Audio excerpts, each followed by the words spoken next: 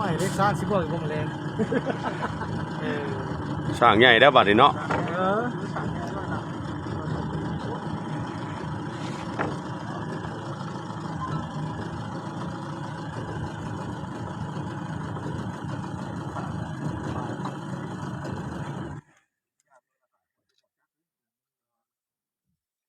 มันบ่กลับมาดอกมามันก็มาบ่ได้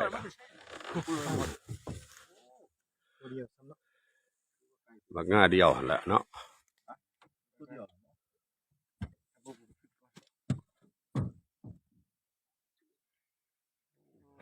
ทรงระบะลอยเนาะเดี๋ยวมันลอยจะไม่มันบุตรเดี๋ยวมันปัดเอาเงยดับวิ่งงานหาย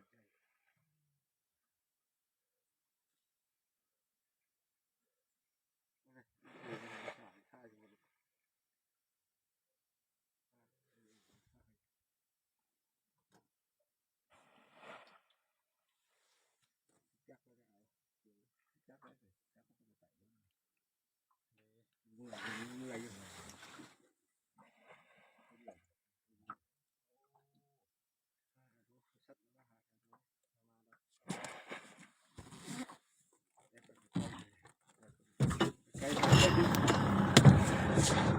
บักง่าเดียวหันอีหลีเห็นเนาะ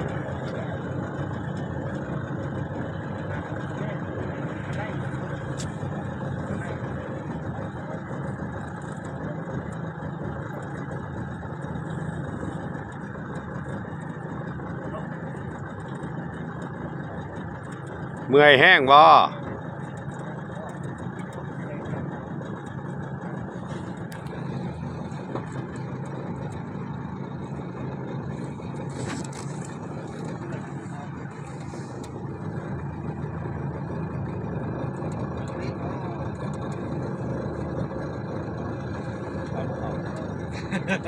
ได้เลยได้เลยมาดอกเลยเมื่อยแล้วจะเจิดไปข่าวมึงนะ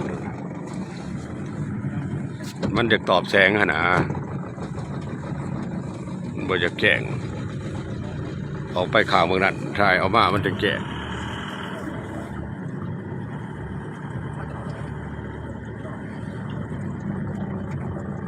ขึ้นวันตะฟังชัดล่มแล้วเนี่ยลม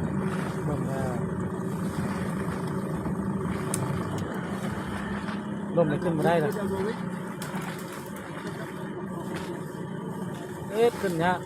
ล่ม